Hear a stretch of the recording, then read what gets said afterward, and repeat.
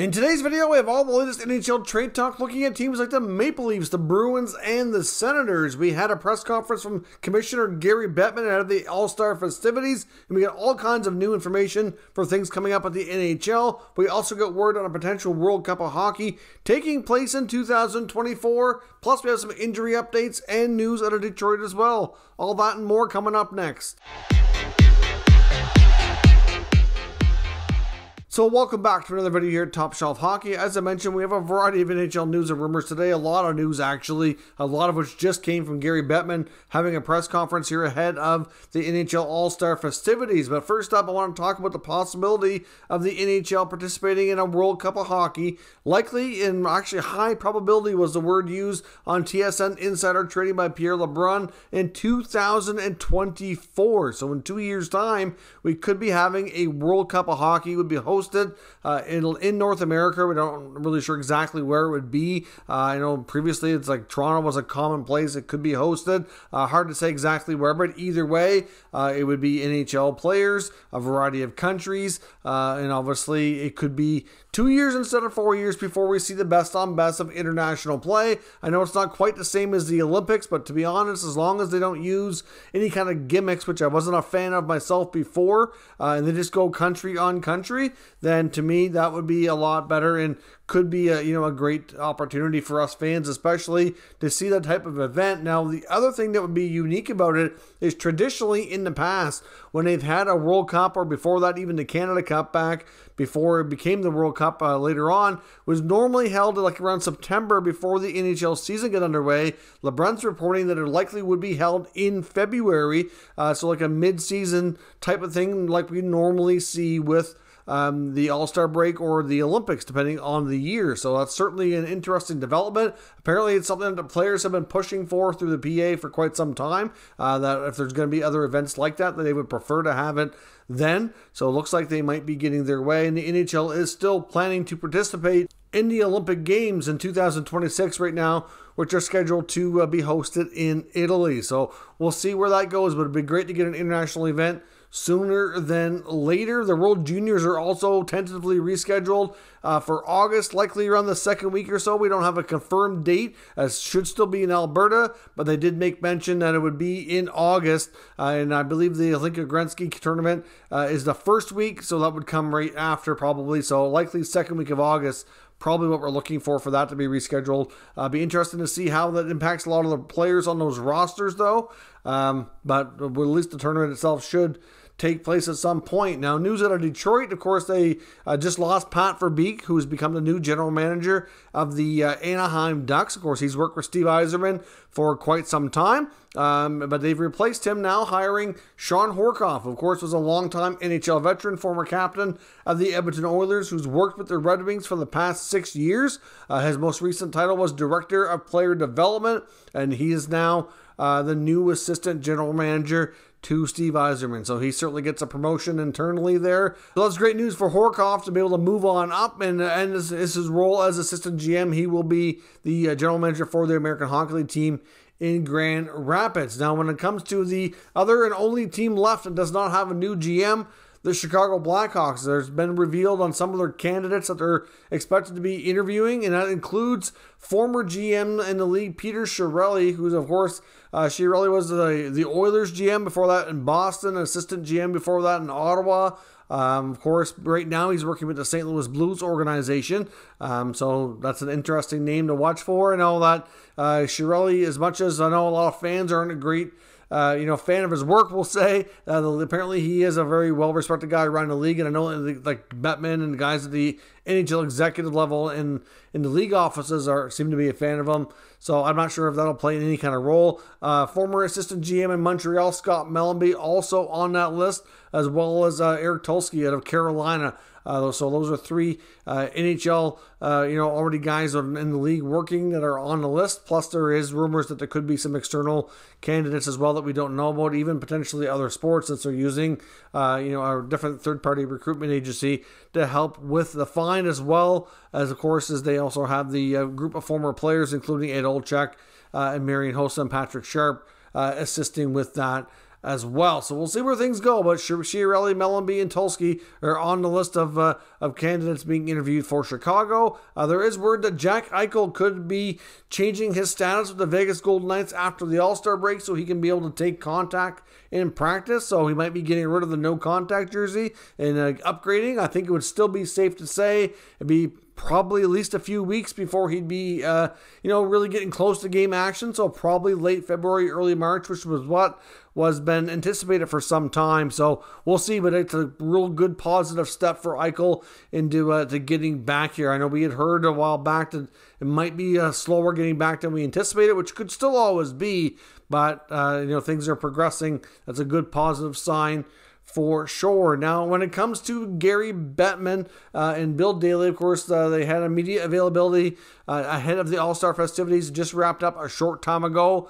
We learned all kinds of information from that. Of course, they usually do this a few times a year. So one, NHL draft in 2022 is right now scheduled to be hosted in Montreal. They were supposed to host last year, but there was no physical in-person draft. It was all done virtually. But Bettman did make note that if the restrictions in Quebec are not fully lifted so that it can have a full building and a normal draft in Montreal, that they will consider moving it to a different location. No exact timeframes on when they kind of need to know. But right now, the way things are going across Canadian provinces, restrictions are slowly lifting and easing. But it's hard to say exactly when they'd be at a point where all restrictions would be lifted and they could have like a full building. I mean, I would hope that it's possible maybe for March, before the NHL season's over. So I would think that if they wait and they kind of get word from the health authorities there and how things are looking, pretty good chance it'll stay in Montreal. But I can understand the reasoning why they would have to move it if it's not going to be, a full building for sure. Bettman also was talking about revenues, which was expected to be about $5.2 billion this year. Now expecting to come in closer to $5 billion. So that is down, but it's not down as drastically as some thought. But he did say that the Canadian markets obviously have been devastated by not being able to have full capacity games. So that certainly hurts. But overall, league revenues aren't down as bad as one had thought. We had also learned as well that the next All-Star game in 2023 will be in Sunrise, Florida. So the Panthers will be hosting the All-Star game next year. And we also learned that the Boston Bruins will be hosting the next Winter Classic. So it's returning to Boston. It will be going back to Fenway Park. So obviously they had a Winter Classic there before. I believe that was 2010 or 11. I can't remember exactly when it was, but they did have the Winter Classic there before. The Bruins have participated in a bunch of these now. This will be their fourth Winter Classic that they're going to be participating in. This will be the third of the 4 times that they're considered the home team and hosting it as well. Obviously, they've already had it at Fenway, and they've already had it at Gillette Stadium where the Patriots play as well. So we're going back to Fenway Park this time. The Blackhawks, of course, have also been involved in 4 Winter Classics as well. Funny enough, the Hawks are actually 0-4 during their time in those games, which seems a little odd, but that's the way that goes. With the Winter Classics, so Bettman was asked about all the outdoor games and whatever, and he said that, obviously over time they're going to have some repeat teams and repeat locations and things like that, but it would be nice to get some more teams involved. We have 32 NHL teams and only 14 teams have appeared in an outdoor Winter Classic game. So it would be nice to get more teams involved, in my opinion, just to kind of change things up. It seems like it's quite often a lot of the same teams like Pittsburgh, Boston, Chicago, not just the Winter Classic, but the Stadium Series as well. A lot of those teams have been over and over and over again, which I understand. They're bigger markets, they draw better and all that, but you got to involve other teams too, otherwise it will get stale a little faster, in my opinion. Carolina, on the other hand, is getting a Stadium Series game as well next year, so that's always good news to see a market that's really thriving when it comes to their team right now get an opportunity like that. So that's great news. He also did talk about the Rocky Wirtz situation with the Blackhawks town hall on Wednesday evening. He described it as a emotional outburst and indicated that there would be no discipline of any kind coming from the league.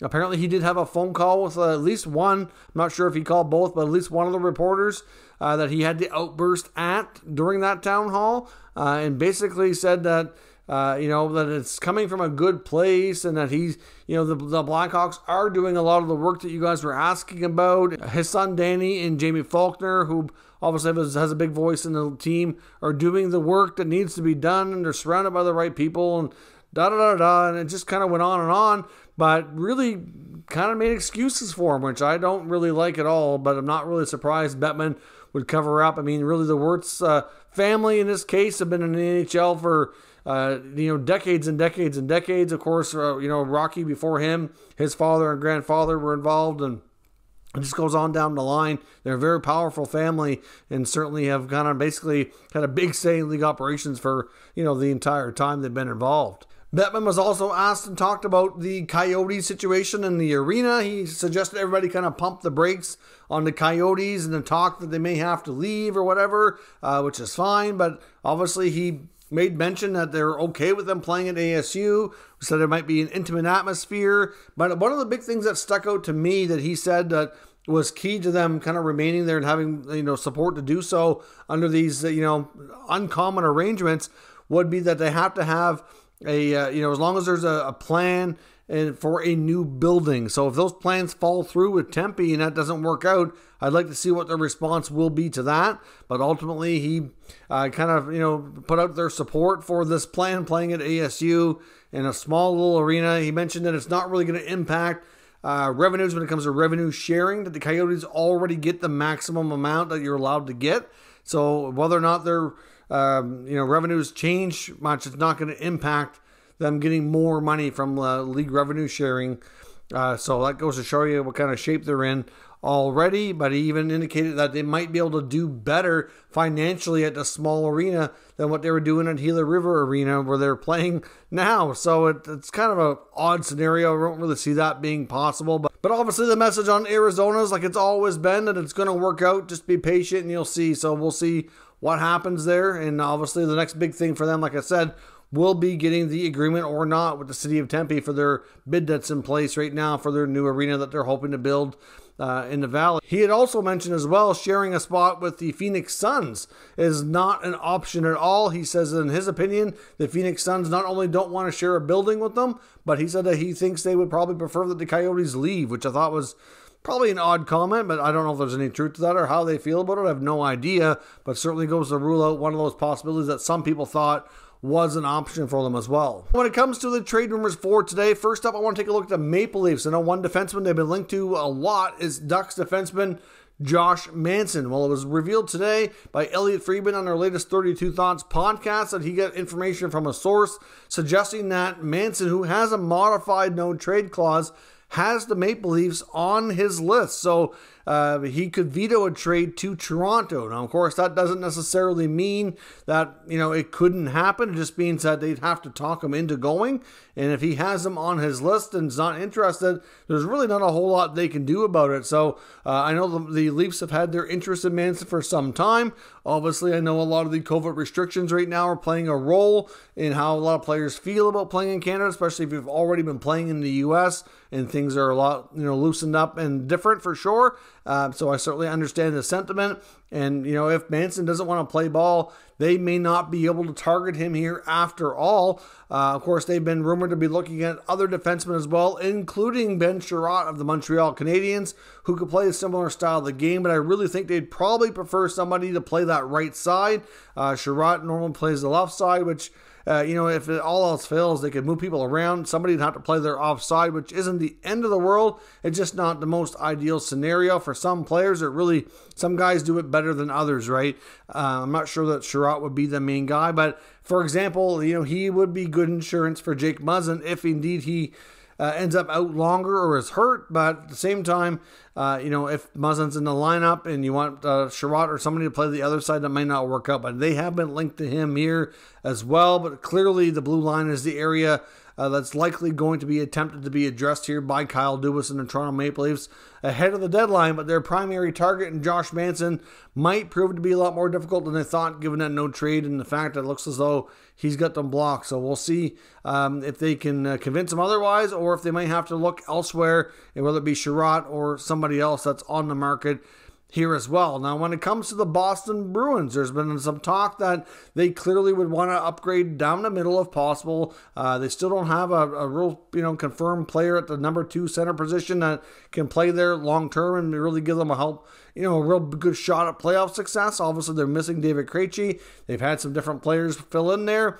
Charlie Coyle's done it at times. Hall has done it at times. They've done okay with it at times. And overall, the team has had an okay season so far, but certainly I think it's an area they would like to address going into the playoffs. Now, who could they possibly target? Well, I know Hertl in San Jose is a name that they were reportedly linked to before. I've seen interest in Claude Giroux, although Giroux can play center, but he's been more of a winger as of late, and I think that would probably be best for him to stay. I mean, I guess he could try to be that number 2 center, but if they end up putting him in that role, I'm not sure that that's really the best fit. I mean, he's a good player. He could help them for sure. The big thing we learned about the Bruins that kind of surprised me a little bit was a recent article in The Athletic from Fluto Shinzawa, who covers the Bruins, saying that he believes that the Bruins have kind of lost a little bit of faith in Jack Studnicka, their top prospect, and that he very well could be used in trade bait to acquire that said number 2 center ahead of the NHL deadline. Obviously, they could also involve different draft picks, maybe even Vakanainen on the back end. He's been a name mentioned as a young defenseman that might interest other teams as well. So we'll see what happens, but a little surprising to see that Studnicka might be a trade bait for them. But essentially, if you look at the fact that the number 2 center spot has been an inconsistent spot for them, and they really haven't called him up to give him the opportunity, where they've been kind of rotating through their lineup and giving other options to try. Makes you wonder if what he's saying definitely appears to be true, in that maybe he is a player that could benefit from a fresh start, and see if he can get an opportunity elsewhere. So we'll see, but according to him, we'll see the Bruins maybe trade Studnicka to help with their playoff push here. And lastly, in Ottawa, there's a lot of talk about the Senators and the Wild have been scouting each other a lot. The Minnesota Wild are looking for a middle 6 center, ideally somebody who could probably play more like a number 3 spot, but somebody who they could probably be comfortable moving up if they had to. And it's believed that they've been looking a lot at some players on this Senators team. Many believe it could be Chris Tierney. Now, of course, Tierney has also been linked to other teams. He's a pending UFA. Very likely to get traded by Ottawa. I'm not sure that they would re-sign him and to bring him back. So, of course, you've got other teams that are rumored to be looking at him, like his former team, the San Jose Sharks, as well as the Nashville Predators, also looking for center depth. The Preds are another prime example of something looking for something similar to the Minnesota Wild here in that case as well. I know Darren Dreger on TSN has speculated that maybe Colin White would be the player that the Wild and the Senators might be talking about, which kind of makes sense, except for the fact that he got injured in the preseason and he's been out all year. So I'm not sure why they'd be doing a ton of scouting on a player who's not in the lineup. I mean, I understand maybe if they are talking about him, that the Ottawa Senators might be looking more at the Wild for, players they might be interested in asking for in a return package. Colin White is a younger player, that they could, this hasn't really worked out on a consistent basis, but he's battled injuries. I'm not entirely convinced they do see him as a trade piece, but at the same time, it wouldn't be completely shocking. But, we'll see. I'm not convinced it's him. I think they're more likely looking at a player like Chris Tierney, where they would probably only command maybe like a, third or fourth round pick, maybe a prospect. Nothing major coming back in return. And there's also a lot of interest apparently from a variety of teams in one of their goalies, in Anton Forsberg, who of course last year spent a lot of time on waivers and jumping between teams. Finally found a bit of a home in Ottawa. Had some good stretches between the pipes for them. But of course they have Matt Murray, who, as much as he's been inconsistent a lot, he's really found a groove recently. He's played well. And of course they have Philip Gustafsson, who's gotten a lot of time over the last year or two as well. And I guess they're, considering could be ready for full-time duty next year as a backup. Hard to say exactly how they feel about that, but if that's the case and they feel Gus is ready, then it makes sense. Maybe you move Forsberg, but at the same time, if they don't feel that way, maybe it makes sense to hang on to him. He signed for one more season, under $1 million, so it's not costing you a lot of money. But certainly teams like Edmonton, Pittsburgh, and Washington are believed to have at least kick tires or, had brief conversations about the Senators and Anton Forsberg. So we'll see where that goes. It certainly will be another player to watch ahead of the deadline. Teams looking for goalie depth that makes sense. He's not going to be super expensive to acquire. He's not making a crap ton of money, so that makes it a lot easier to make the acquisition, as opposed to a guy like Marc-Andre Fleury, who's, pending UFA, but he's making $7 million, so it's hard to kind of fit everything in here under the cap. So we'll see where that goes, but that's all your news and updates for today. Let me know your thoughts down below in the comments. We'll discuss further. If you're new to this channel, make sure you subscribe and stick around. We'll keep you up to date with all the latest news, rumors, and analysis on all 32 NHL teams. Thank you for watching, and I'll catch you next time.